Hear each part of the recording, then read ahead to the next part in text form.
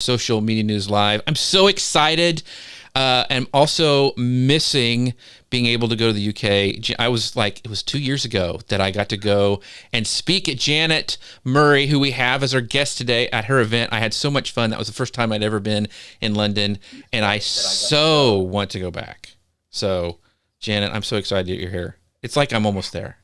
Thanks so much for having me, but it is raining, of course. Yes. So it's been really lovely. It's been so hot, and then suddenly it just started raining again. That's London for you. So if you guys are joining us, what we're going to do, we would love for you guys to sprinkle the love all across the interwebs as we're talking, because it's going to be, I know Janet, I know she is one of the smartest people when it comes to this content marketing stuff. So I think it's going to be really, really helpful. And if you know somebody who's like, man, I know that my friend over here is really struggling with this, feel free to mention them down below, call them into the conversation. Even if they can't make it here live, it's great for them to come and interact later on. So just feel free to mention them down below. And by the way, to get reminders about this podcast, and this live show, make sure you go and text us at 903-287-9088. That's 903-287-9088. That we don't spam, but it kind of helps us get around those pesky algorithms, and we can let you know all about this show. I want to do some shout outs for some people here. Liz says, love Jeff and Janet, excited for this episode. Liz, it is so good to see you. I haven't talked to you in a while. It's awesome. And she is awesome because she said shared. Awesome, Liz. Thank you for that. Yay. And Jason says, sweet. That's right. It is sweet. Janet's sweet. We're going to give you all sorts of sweet content today. So it's going to be amazing. So what's going to happen is I'm going to go ahead and hit the go on the podcast machine, get it started, and we will get cracking on this show. And feel free to ask your questions as we're going along, because I'd love to make this show all about you, and get those questions answered by Janet. So let me hit go on the podcast machine. And also, because I forgot, I needed to do Amazon Live. Yes. Let's go live. There we go. So we're going live on Amazon as well. So here we go. Woohoo! Okay. Welcome to Social Media News Live. I'm Jeff C., and you're not. I'm Grace Duffy, and this is the show that keeps you up to date on what's happening in the world of social media. Today's show is brought to you by Restream, the best way to live stream to YouTube, Facebook, LinkedIn, Twitch, Amazon Live, and 30 plus other online destinations all at once. So you can expand your audience with multi-streaming today. Learn more about it at socialmedianewslive.com/Restream. Awesome. Today we are going to be joined by Janet Murray, and we're going to be talking about cutting through the content overwhelm and getting seen online. We're going to explore how to effectively, efficiently, and consistently produce good content that makes it to the right distribution channels for every size of business or company. And we mentioned earlier Restream, amazing sponsor, but we're also sponsored by our friends over on Ecamm. That's how we do this awesome show, have this amazing layout. So if you want to find out more about them, make sure you guys go to socialmedianewslive.com/Ecamm. That's socialmedianewslive.com/Ecamm. So if you don't know who Janet Murray is, she is amazing. She is actually a friend of mine, like I mentioned at the beginning of the show, but she's a content marketer. She's an expert at that. She's an author. She's a podcaster and a keynote speaker who has spoken all over the world about building online audiences. She's helped thousands of coaches, creatives, entrepreneurs learn how to create engaging content so they can build their online audiences and make more sales in their businesses.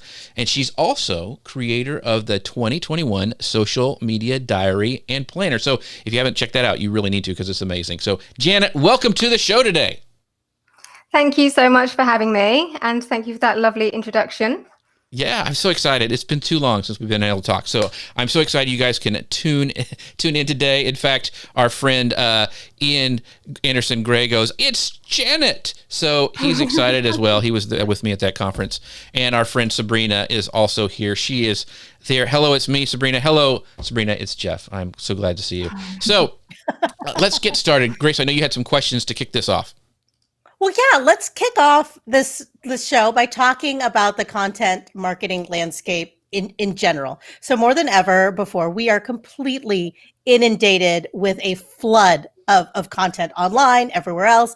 We saw this spike in 2020 as people flocked online for everything from happy hours to classes, performances, and even church, church meeting, meeting up for church, and then like fitness, everything. So now we're at this point where we are both challenged by ensuring that we are creating good content. And as you said at the top of the show, Jeff, that it is effectively and efficiently and consistently being created. And isn't that just the challenge? And then on top of that, you have to make sure that it is going to the right places, getting to the right places. There's so many places you can go to, like apps, web, television, live streaming video, print, mobile.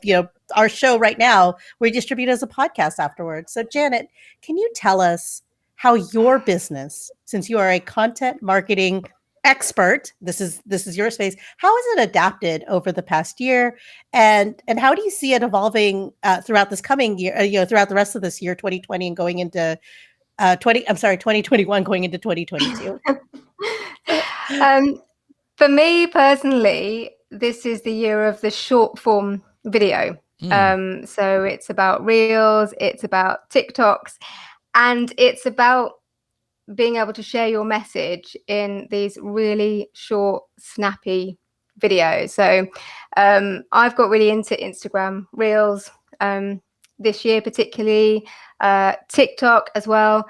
And I'm really excited about that type of content and the challenges for us as content creators to be able to create really engaging content, short form video, like really, really short. I think that's where it's at. And I'm really excited to see where that goes over the next year or so. And it's a lot of fun. It's very challenging. So for me, yeah, short form video is where it's at. So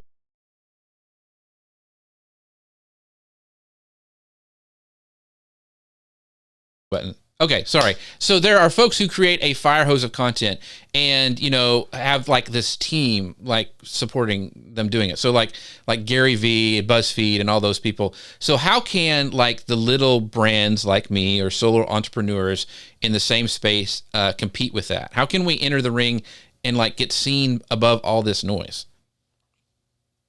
It's always come down to niching or niching, as you might say, depending on where you are in the world, and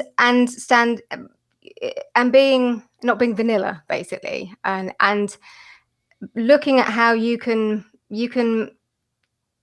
stand out, which just sounds so obvious, doesn't it? But just like with you, Jeff, like we've got people who specialize in Pinterest, and then we've got the Manly Pinterest podcast, and that brand.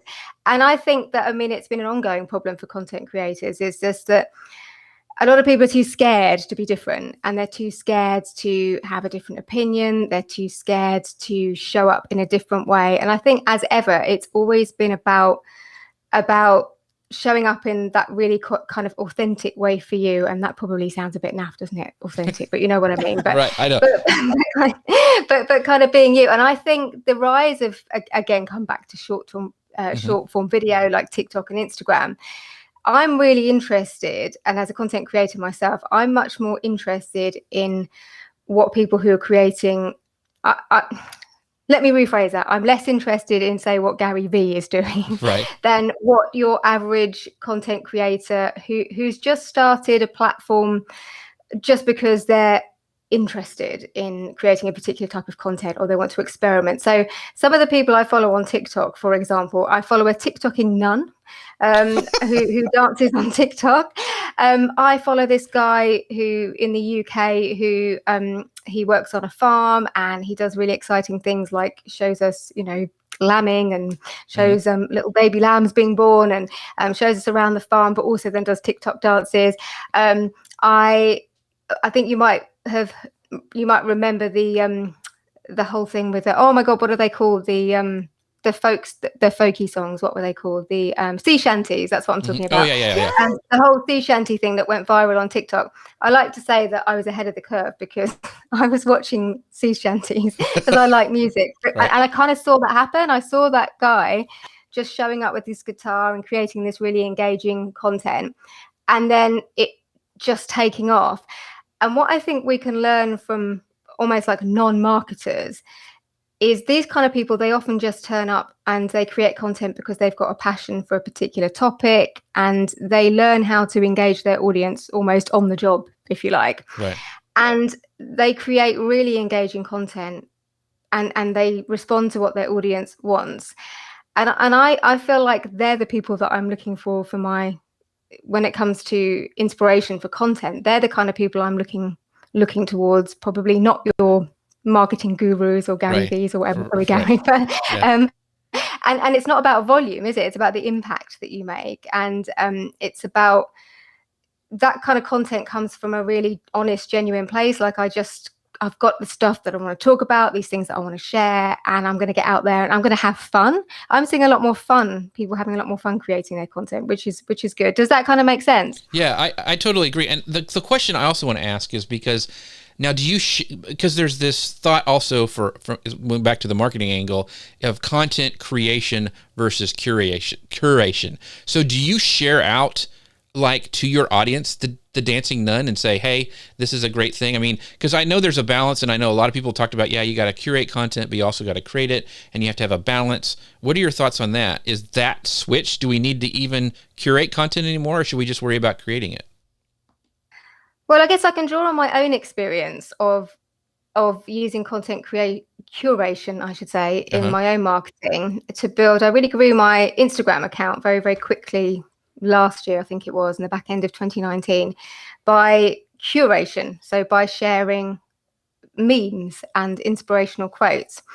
But I feel like with anything with content and trends, people start to get to tire a little bit of the same type of content. And I'm not there's still lots of meme accounts about, right? But I think maybe people are actually getting a bit tired of that kind of mode of content.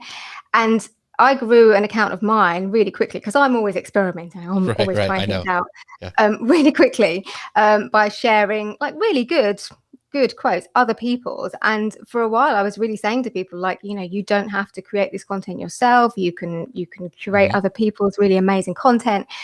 But actually, I think we are seeing a shift towards original content and more personality-based content, because ultimately that's what it comes down to. So back to your question about the TikToking nun. Well, I mean, I do share that sort of content with my audience. But if I was just to put that in my story and say, hey, look at this TikToking nun, then people would kind of laugh and say, oh, that's fun and that's great. But actually, I think it's kind of my job to set that in context.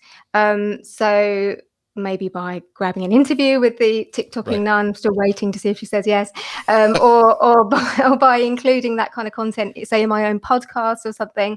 So I think curating, just sharing other people's content, I think that was something that was working really well for a while. But I feel, or I'm certainly seeing, that people are kind of tiring of that and they're wanting much more original content. And again, as people have got much more into Reels and TikToks, where people are creating really original personality-based content, I do see that it's becoming less attractive, I think, that type of curation. I don't know what you think. Yeah, I agree. And I think it all comes down to, and it's a struggle. It's always been a struggle for brands and businesses to show that personal side and use that to story. I think one of the reasons, TikTok and this short form content has taken off, like Reels, like you mentioned, is it's storytelling, but condensed. There's a beginning and their end to each one of those, TikToks, and it makes you laugh, or it shows you insight or behind the scenes, or it's Janet doing a dance, which you wouldn't expect, when you see that stuff on a reel. But, so I think that, and I think, but it's also showing behind, even if if I did a dance on TikTok, people would watch that because it's like, oh my gosh, Jeff is dancing. It's just, it is behind the scenes. It's like, what in the world? And so I think that I do agree that it's kind of on the forefront. And I know we're going to get on some of this a little bit later, but I want to bring up some of our friends' comments. Charles says over on YouTube, he goes, impact. It's all about impact. Yes, totally agree. Yes. And he also says, he thinks that was a great question. Well, thank you, Charles. He says, I think people ultimately want more of you, the creator. And that's hard. That's hard being out there. I mean, even going live is hard, but I think you are on the right idea there. And Dustin, our friend Dustin, says, I think curation depends on the platform. Some platforms are less appropriate for curating, for example, YouTube. So Dustin's watching over YouTube. Thank you, Dustin. But yeah, that is very, very true, because you don't see a lot of, there are channels which, and I have fought against some of the, not fought against, but I had conversations with people about, there's some people who all they do, it seems like they curate like those real famous speakers and not steal, but pretty much, and they build channels around that. And I'm like, that's, those succeed too. So yeah, you're right, Dustin. It depends on the platform, but yeah. So, and he goes like, platforms like Pinterest are still heavily about curation. So awesome stuff today, you guys. I'm so glad. Thank you for your comments. Keep them coming, and ask your questions to Janet, because she is super smart about all this stuff. But I wanted to get into this first segment that we're going to talk about, kind of this content management and strategy. The big wave is here. Grace, break this down for us. Yeah, so this was new research from our friends over at the Content Marketing Institute. So for the 5th year in a row, they published their 2021 Content Management and Strategy Survey, which is really focused on how marketers are using technology tools to create, manage, deliver, and scale enterprise content and marketing. So this, of course, is the enterprise level, but I believe this does relate to businesses of any size. They also examined how content teams use people, processes, to precisely target and engage their audiences to create this valuable customer experience. And we'll talk more about what they mean by valuable customer experience in just a second here. But I found the stat really interesting. They said about 40% of respondents said that their organization aren't using their existent content technology to its potential. Now, some of the reasons cited is that integration issues, lack of training, and a lack of communication about the capabilities, which is not really surprising given the rush to adopt new technologies over this past year, given the huge shift to more collaborative solutions, as a reaction to remote work. We've also seen a lot more people freelancing, launching new businesses. New entrepreneurs have launched all over the place this past year. And so, Janet, as an entrepreneur yourself and a consultant to other businesses, how do you navigate this conundrum when it comes to technology? How do you determine what will be able to create content better and help build your business? I know, as someone who works in the marketing department of a company, I am inundated with tools all day long, and I don't even have time to really assess them, figure out what's going on, and just and I'm a very hands-on person. I like to try something and try, test, break. So that's my strategy, but I don't know that that's really a good use of my time.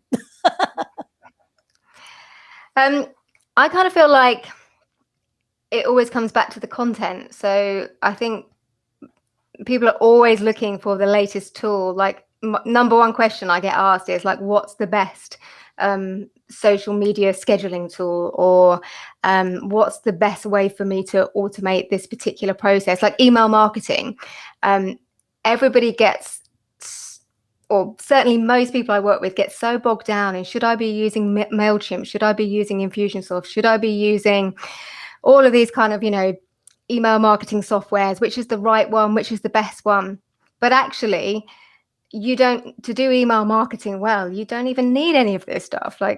For me, it's more about the strategy. So, for example, with email marketing, one of the things I'm always trying to get my clients to do is to do looked not bought sequences. So when somebody checks out one of your products or services, and you send them an email saying, "Hey, I noticed you were checking out my product or service. Can I answer any questions or whatever?" It's a really good sales strategy, but it's just follow up. And I will have clients who will just for years will hold back on doing that, because they'll say, well, it's difficult for me to get the automation set up, or I'm not sure whether I should be on ConvertKit, or I'm not sure whether I should be on ActiveCampaign or whatever. And I'm like, but you don't need the tech to do that, to chase somebody up who's checked out your product or service and to have a conversation with them. You don't need that. So obviously I'm a big fan of tech, and we're always looking at how we can improve.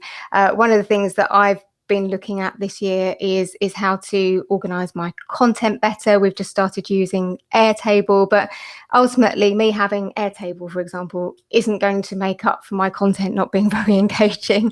And so I'm always back to, is the content engaging? Is it allowing you to have conversations with people? Automation is great. It can make your life easier, but the first thing is always getting the content right. I think that's a great point. Yeah. So it doesn't matter if you have, thousands and $1,000s of tools. If your content stinks, then it doesn't really matter, Yeah. So following on that technology question, another finding in that report indicates that teams are becoming more focused on their owned content marketing platforms like their websites and their blogs than reacting to like internal reactionary requests. So have you found this to be the case about your own client? Like, are they starting to like really dive in deep on their own stuff and not worrying about that other stuff? Or what have you been finding? I find that it's still a challenge to get people to build an audience on their own land. So to get people to publish on their website, to publish YouTube videos, like, turn them into a blog post on the website. So podcast, make sure that's all on the website, because it's harder, isn't it? And the results, it takes longer to see the results. So I could make an Instagram reel today that people really like, and I could have a viral reel this afternoon, and I'm getting that feedback, or just a couple of thousand views that are going to make me feel better, or a sale, or somebody's going to get in touch with me. I think the thing about getting people to build an audience on their website, on their own land, if you like, is huge for me, and it's always been really important for me. But it's a longer game, isn't it? I still have people who get in touch with me about things I wrote years ago and ask me if I'll do work for them, things I wrote on my blog years ago. I have some blog posts that make sales for me every single day, but it's a long game, isn't it? And you can't put something up on your blog or on your podcast that you publish on your website or whatever and expect to be top of Google, the next day. And so I think that's always, for me, for the smaller business owner, that's always a harder sell, because it's about playing a long game. Social media gives you that short-term hit, doesn't it? And it can give you that short-term feedback that your content is good. But with content that you're creating on your own platforms, I'm 100%, totally always trying to persuade my clients that it's really worth doing, because that's what will bring them leads and sales further down the line for years to come, along with their email marketing. But for me, it is always a harder sell, because I think we're in a society. The report really interested me from that point of view. I wonder if people are saying what they think people want them to say, rather than actually what's really going on. I don't know, but I feel like it's all. You have to really play a long game with that side of things. It's well worth it, but I think social media makes it so easy to say, I tell you what, I'll just do another social media post, because then I'll get that immediate feedback that I'm doing okay. So that's the thing that I've always said too, is like, it's great to have a TikTok video that goes viral. My son's girlfriend has some that have gone viral. No sales, nothing. It's, if it doesn't have a place for you for them to land, where you actually are converting them, getting them on your list, or selling them something, and then, that those social posts, just like you said, really doesn't matter.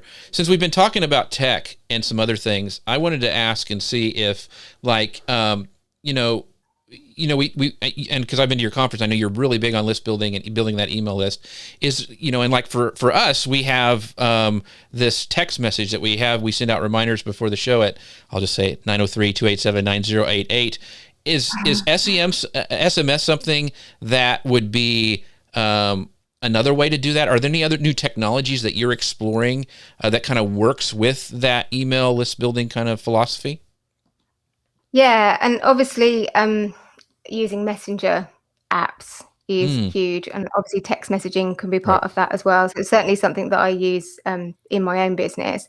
I've got early access. I don't even know if I'm allowed to say, but I've got early access to an Instagram messenger feature.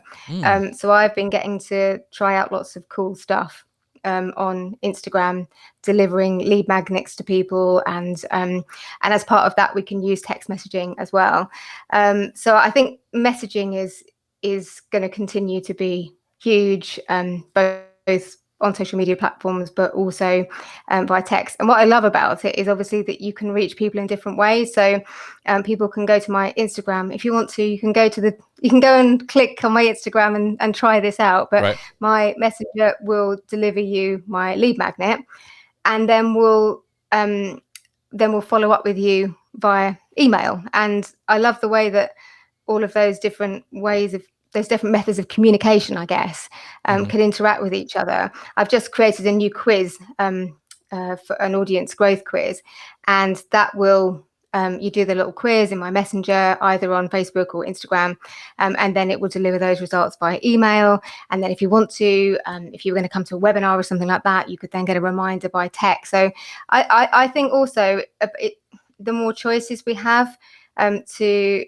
say how we want to be communicated with as well. So some of us prefer text messages, don't know, some people prefer messenger, and I love the way that all of that tech can interact with each other, and how you can have a conversation with somebody on social media, and using that kind of tech, they can be on your email list, and you can be nurturing that new person within seconds. So that's all really exciting, I think. And I think there's lots of new developments coming there.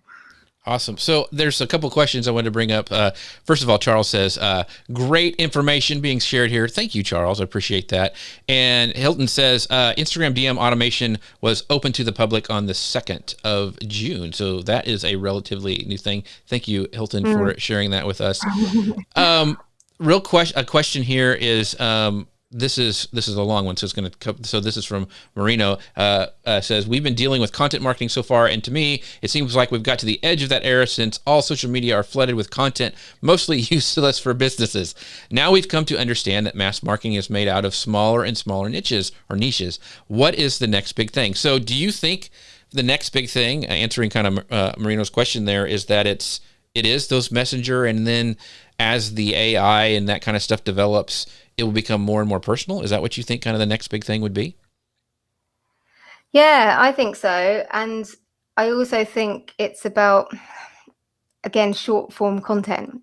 So being able to, I'm a big fan as a writer by trade. I'm a big fan of being able to say what you need to say, or get across what you need to say in the least amount of words possible, or the least, in the medium that is most accessible to you. So yeah, definitely. I feel that's where we're going.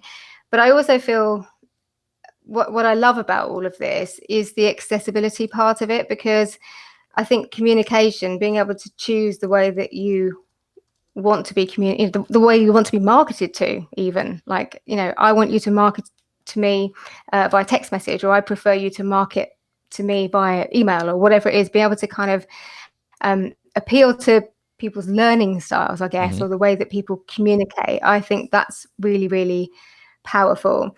And everything's just so much easier now, isn't it? Just to be able to kind of, pull out your phone and create a short welcome video to make things feel much more personal.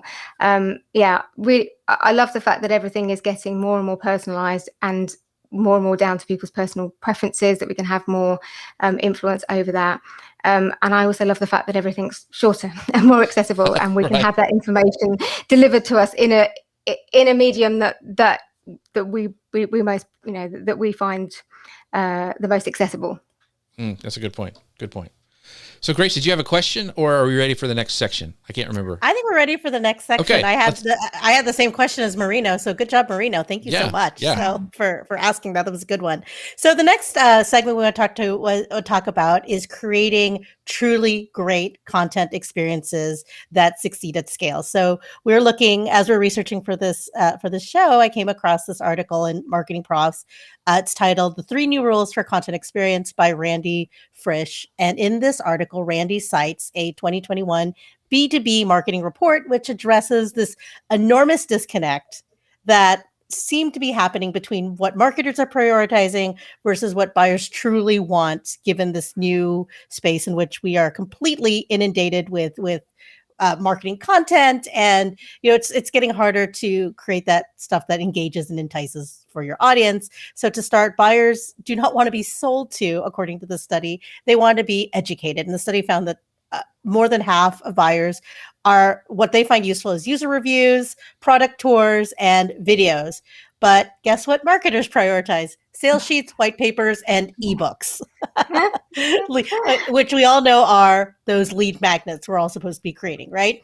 And so, and customers also want a solution-focused content, and they want it to be relevant, and they want it to be timely. So how do we create these personalized content experiences that are both timely and relevant, but also at scale? It's like that project management triangle I saw in business school of like, what is it like? Something could be like quick, Oh yeah. done well. Easy. Yeah. What is that? Yeah. Yeah. So, Yeah. and I feel like now we've pulled that triangle apart. So we want it all. How do we get it all, Janet? I think it just comes back to the principles, which I like to think we've been using for years, which is just listening to your audience and just talking to them and asking them what it is that they want and how they want you to talk to them.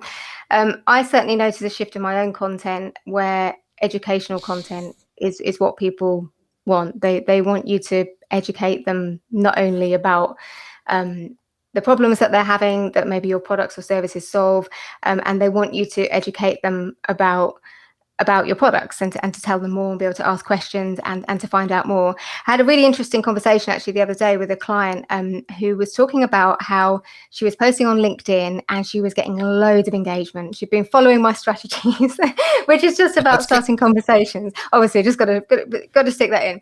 But she was saying, but I feel like I should be putting sales posts out. She's like, I'm getting loads of engagement. People are really getting involved in the conversations that I'm starting, but I'm just like, where's the sales post? And I said to her, you don't have to put a single sales post out ever. Like, as long as people are reaching out to you and want to work with you, which is happening to her, you don't ever have to put any sales posts out ever. Like, if you're starting interesting conversations, if people see you as a resource, if they just want to be in your community, if you like. I mean, I think community is becoming more and more important. Like, I feel like we've always talked about social media in the past as just being like almost like a TV station or a radio station where we just broadcast at people. Whereas when I talk about like my main product is build your online audience, and in a way I wish I'd called it build your online community, because that's really building an audience is this idea, isn't it, of like you getting up there and talking to people and telling people how it is and what to do and whatever. Whereas actually really it should be build your online community, because that's what people, even when they're buying products and services, they're buying into your community, aren't they? They want to be part of your world. And I do think in a really noisy world, people want to be entertained, I think, much more in their content, and they want to be educated, they want to have conversations, they want to feel part of your community. And I think that's where we're at. And I think, Jeff, your original question was about how do you create that at scale? That was what you asked, wasn't it? And it's difficult, isn't it? Because I was actually creating some content earlier, and I was thinking, I know this is going to be out of date, like really soon. And I was thinking to myself, like, should I create this content? Because it's actually like a 3-part podcast. And I was thinking, should I create this content? Because I know that even though my audience want this now and they want this information like today, but it's going to be out of date, and I'm going to have to include a bit that says, oh, by the way, if you're listening, even in a few months' time, it might be out of date. And I'm thinking, should I not create that content because it's inconvenient for me, because I might have to update it, or I might have to. But then I thought to myself, well, no, again, this is about my ideal clients and customers, and they really want this information. So yes, it's a bit more inconvenient for me. So I feel like we are having to be more responsive. And I do think that this short form content, which I talked about at the beginning, these reels and TikToks, they give us a way to actually educate people. Like today, instead of having to wait, somebody asks me a question about how do you do this on Instagram or whatever, I can create that content for them today, and I can post it today, rather than them having to wait for my podcast in 6 weeks or whatever, because it's scheduled. And it's always a bit of a balance. But then I think, well, you can integrate that content. So I've been integrating the content. So I've been creating my Instagram reels. I've been using that in my podcasts and finding ways to repurpose it, if you like. So I think that perhaps the days of planning content months and months ahead are gone. That might not be, I personally feel consumers are, they're looking for you to be more responsive, because that's the world that we live in.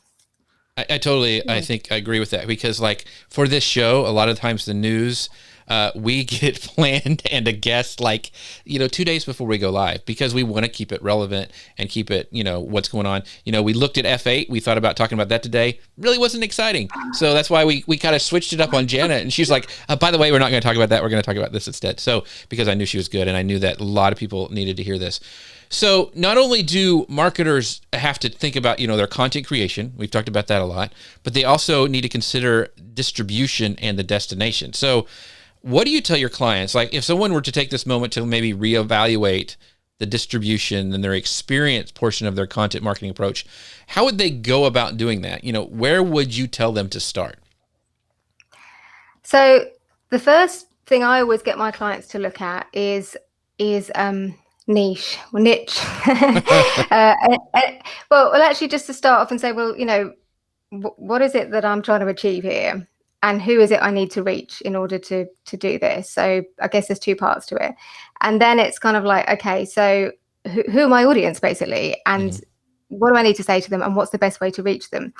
Now, I have clients sometimes who literally will hold off creating any kind of evergreen style content on their website because they are desperate to know the answer to this question, right? Which is, what's better, YouTube or podcast? And I'm always like, well, and they're reading all the reports and I'm saying that the best one is the one that you can stick to. So if you might read that YouTube's where it's at and that's where you should be or whatever, but actually if that's too much for you, it's too overwhelming and there's too many pieces to it and you've not really done it before, but it's easier for you to just plug in your mic and record a podcast, that's what you should do.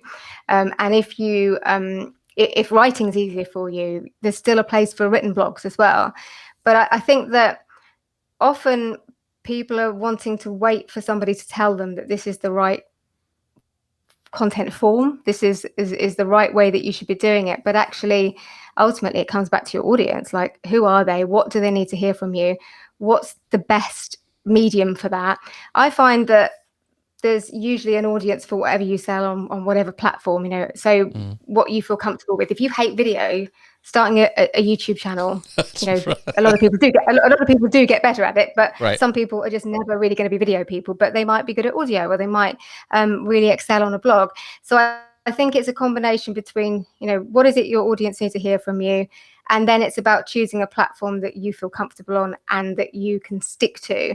I think a lot of people are just trying to do it the right way and trying to kind of say, well, that person does it like that, or that, and actually it's got to suit you. It's got to suit your lifestyle. It's got to suit the way that you work and your personality. So that would always be the first place that I would start. Does that kind of make sense? Yeah. And so I always tell people, I don't know why I do this live video thing, because I have a face that is made for Photoshop. So it's perfect.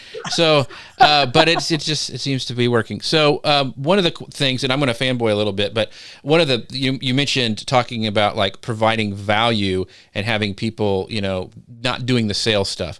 And I fanboy about Lou Mongello all the time, but he talks about, he just goes lives and provides value. And he has built up this humongous community around, his Disney and going into the parks, and, it's very popular, but he's got these community that support him and make him, he has a great living from this, and he doesn't ever really sell. I mean, he mentions his stuff, but that is really hard for businesses, I think, to get their mind around. So we talked about it a little bit, but circle around, and what do you tell clients? Like you mentioned the lady who was on Instagram, and she was like, I never do sales stuff. Do you tell them never to do sales stuff, or do you have a formula that you give them, 1 out of 10 posts, maybe you can do a sales thing? What do you tell clients? Yeah, that's another thing everyone wants to know. Exactly what percentage, Janet, of my post should be sales posts? Right. and tell me exactly. And I'm like, well, it really depends, doesn't it? And it depends on what you're selling. It depends on who your audience is. Also, it might depend on, when you're big launching something, you might do a lot more salesy posts. And, when you're not big on launching something, you might do less. You might be in a phase where you're audience building. So everybody wants the magic answer. And there isn't one, unfortunately. I wish there was, because my job would be a lot easier. And I mean, I don't do a lot of salesy posts. I tend to favor more it's community based. So I've just launched a podcast, and I know, I mean, the stats tell me that if I just post loads of stuff like, hey, listen to my new podcast, like, that's me, that's about me. It's not about my audience. So I will do lots of things. So I had a wait list. So I wrapped up my old podcast in April, and I had a wait list, and I had a podcast wrap up party and a wait list. And then I've been building that wait list for a couple of months.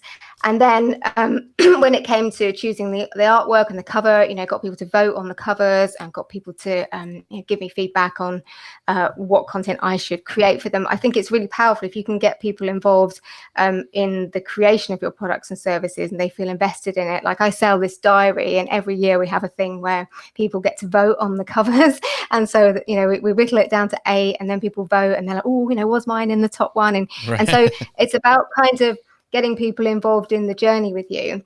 The other thing I think a lot of people don't do is, people, in order to buy, like, I think it's Chris Ducker always says, it's a really good way of putting it, but people love to buy, but they don't like to be sold to, which is so true.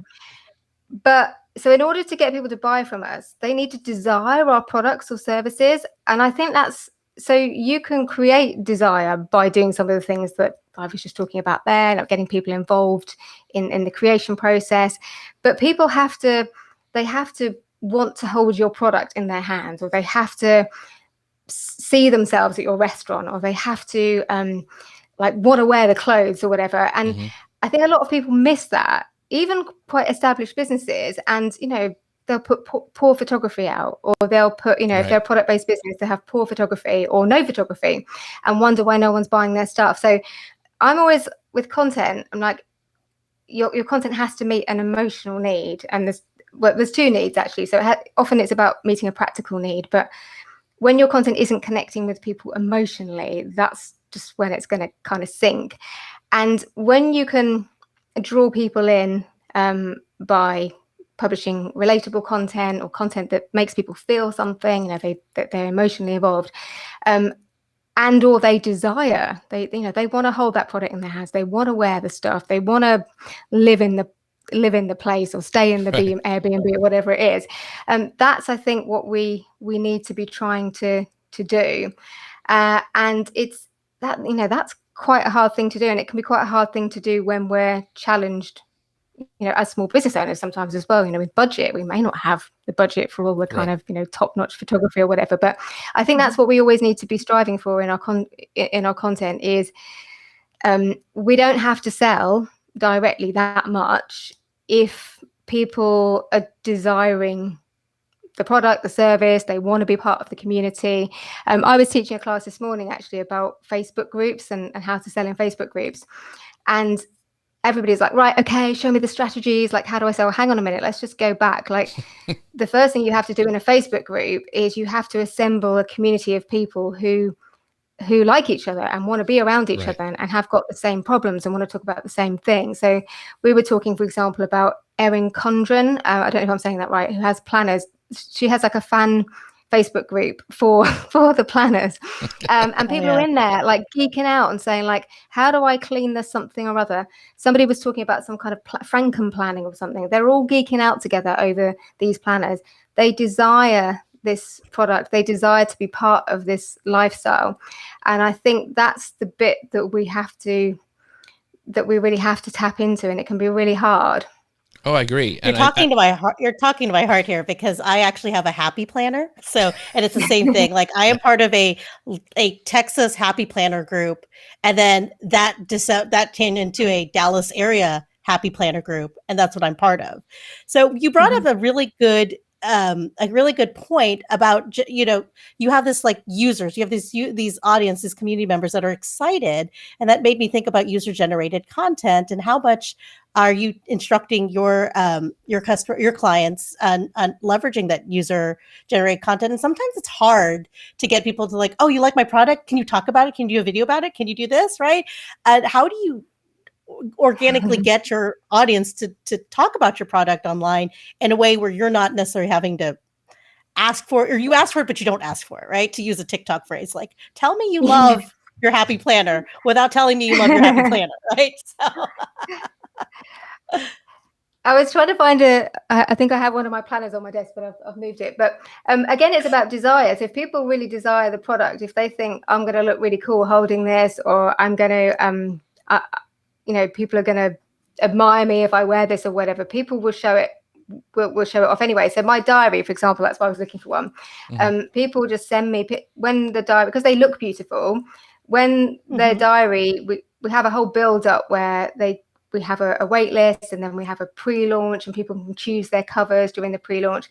And so people are excited when their planner lands there, and they're sending photos on Instagram stories, and we reshare them and all of this sort of stuff because they look nice. So again, it's about creating a great product and something that people want to be part of. They want to be part of that community, and they want to see themselves as the kind of person that plans and uses this beautiful diary.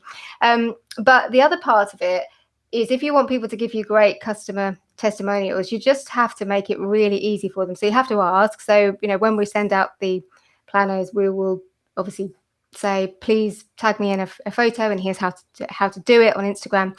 What I've really learned to get great testimonials, it's so easy, but the reason people don't give great testimonials is because they don't know how to do it. So I have some really great video testimonials of my clients, talking about how much they enjoy the programs or whatever it is. And I have templates for them. So I've created these templates that they can just fill in the gaps. Because the reason, I want to help people and give testimonials, but it just feels like one of those jobs where you're like, I can't be bothered. And so if you give people a testimonial, or you say, let's just jump on a phone call and I'll draft it for you and I'll send it to you, or we'll do it on a Zoom call, I'll do all the editing. So I've got some fantastic video testimonials because I've given my clients a template and I've given them instructions how to do it. The thing I've discovered is that the reason people don't always give you user-generated content, that kind of gold, social proof, is again because they don't know how to do it. So having just launched a new podcast, I wanted to get as many iTunes reviews. Did I just say iTunes? I meant Apple Podcasts as soon as possible. But I thought there'll be some people in my audience I know who won't leave me a review, not because they don't want to, because they don't know how to do it and they can't find it. So I created a video showing people how to do it on a mobile and how to do it on a desktop, and just and we used my clever little messenger bot we put the competition in. So we had a competition as well, and said, if you had a wait list, you want to be the first to hear about the new podcast, and there's a competition. In order to enter, you need to listen to the podcast and leave a review. And if you don't know how to do it, here's a video. And so what I'm always doing is trying to take all the barriers out of the way. When people make it really easy for you to make a review, or they incentivize you, then you do it. But when you're like, I don't really know how to do that, I've now got to go onto Apple Podcasts and work out. Right. And I think we underestimate how much people don't know. Just because we know how to do something doesn't mean that the next person does. Yeah, pretend like you're explaining it to your mother. That's what I do. It's like, okay, Ma, this is what you do. And by the way, so I want to do this because as we've been talking about podcasts, and we talked about this last week. Eric and I were talking about, now the call to action should be, if you have a podcast, no longer to say subscribe to my podcast, because that implies that there's money involved. If you say go follow mine, and that's what they're telling you now to do with Apple. So make sure you do that. But we want to make sure you guys go check out Janet's podcast that she launched. It's amazing. It's number one on the UK, isn't it? In marketing and business or something like it. It's going bonkers over there. So if you want to check out her podcast, make sure you go to courageous-content.captivate.fm, and you'll see all her podcasts there. And there's a little button after you listen to one that says subscribe. Click on that, and then go subscribe to your favorite player or whatever. But I'd love for you guys to go check it out. I would consider it a personal favor if you would go there and leave her a rating and review, because that really helps out a new podcast. Couple comments real quick. I wanted to bring up Hilton's comment. He says, that's brilliant about getting people involved in the creation process, getting them to vote. Love it.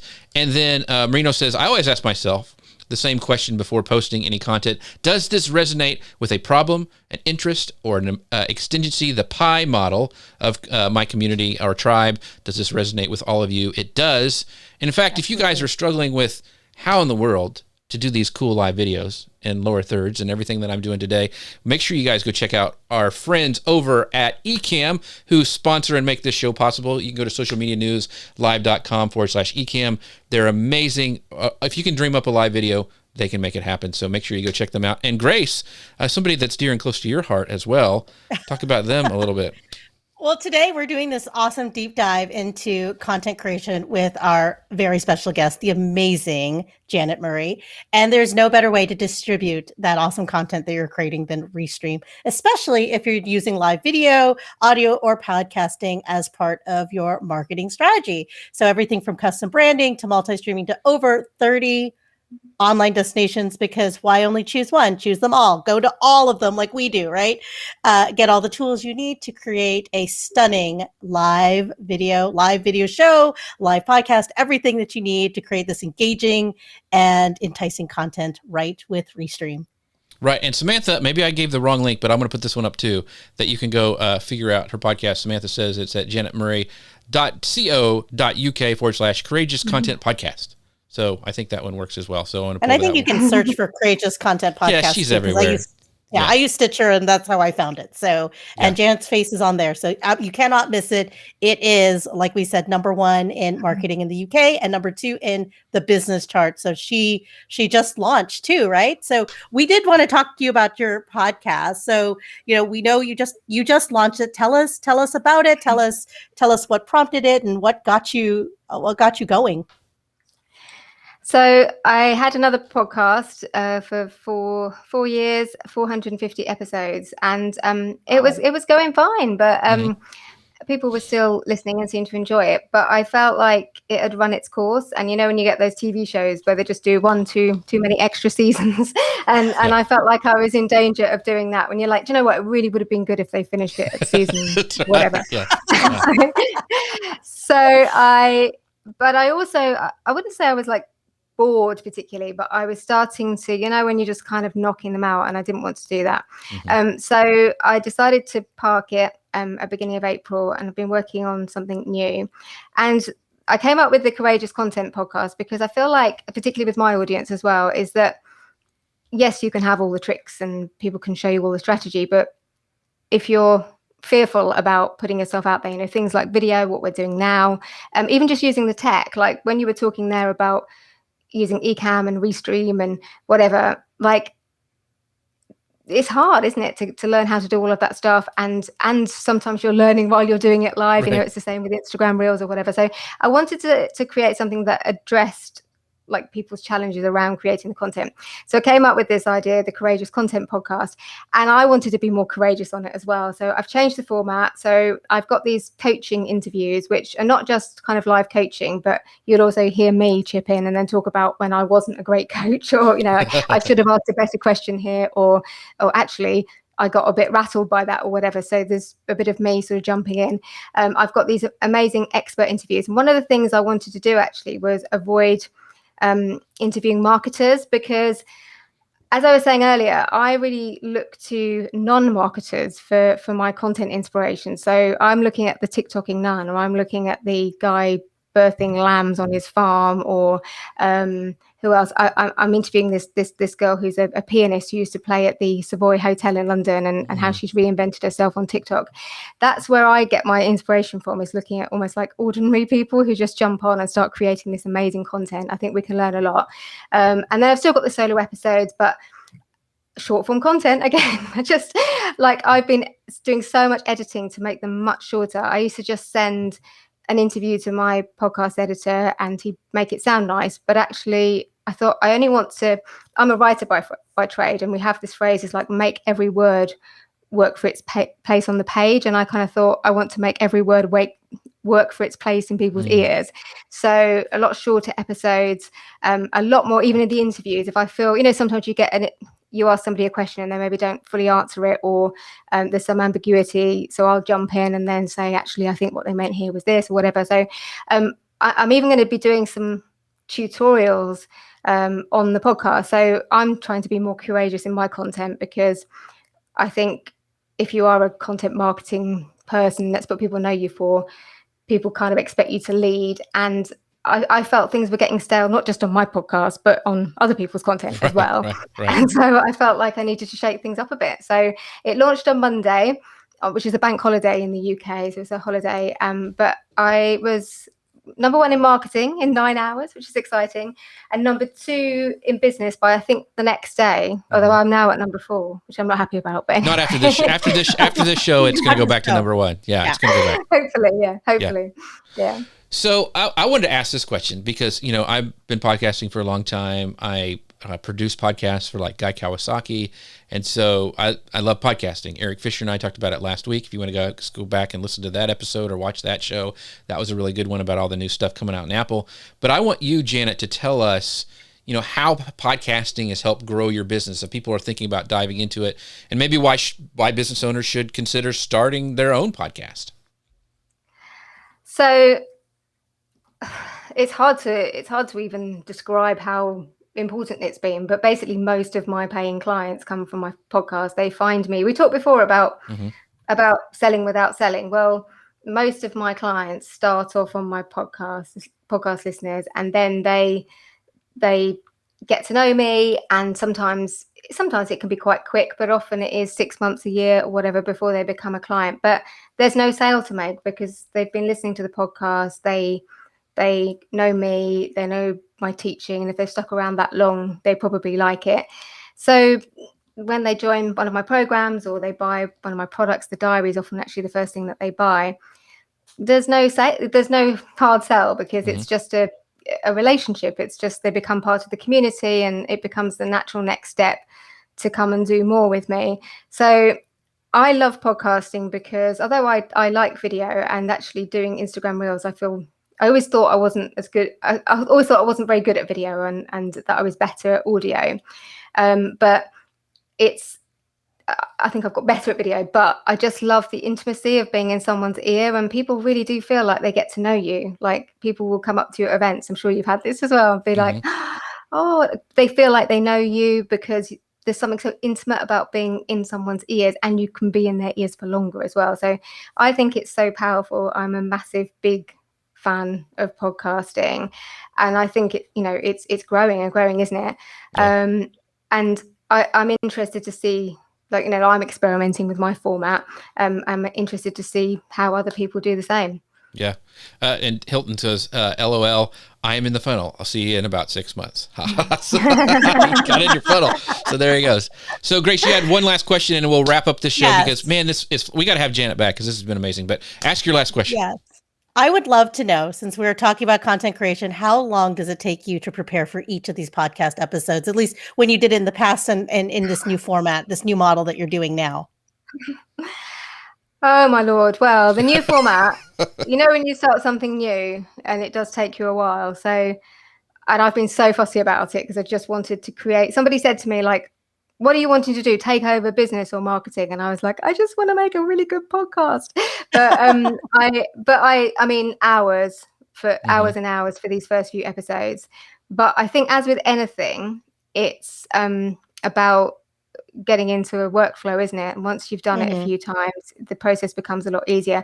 I do spend, and actually one of my upcoming podcast episodes, we discussed this at length, but I do my own marketing first before I touch any client work, always have done. And I mean, like I do it in the morning before I do any client work. I keep my mornings free and I don't see anyone. Like it makes me sound a bit princessish, but like I don't see anyone till lunchtime because I prioritize creating my own content. And I feel like I can't very well say to my clients, this is really important, you should be doing it, if I'm doing mine at 11 o'clock at night and I'm not prioritizing it. And I also know, just like that guy, I missed his name. What was the name of the guy who said, I'll see you in 6 months? But Hilton did, yeah. Hilton. But it's so true, isn't it? Like that, those hours that you spend today will pay off 6 months, a year down the line. It's hard to see it like that because it's delayed gratification, isn't it? But it's so important. So, Grace, I couldn't even begin to tell you how long they're taking the first one. A couple down the line. Yeah, absolutely. Well, I saw that same advice resonated earlier today on Instagram. Actually, there was one of our friends, Jamie Lieberman. She's a lawyer at #hashtag legal, and she had that same advice where she says that she devotes 3 hours, I don't know if it's a day or week or whatever, on her own marketing for her own business. And she basically said the same thing you did of like, you got to take care of your business first before you start giving that advice.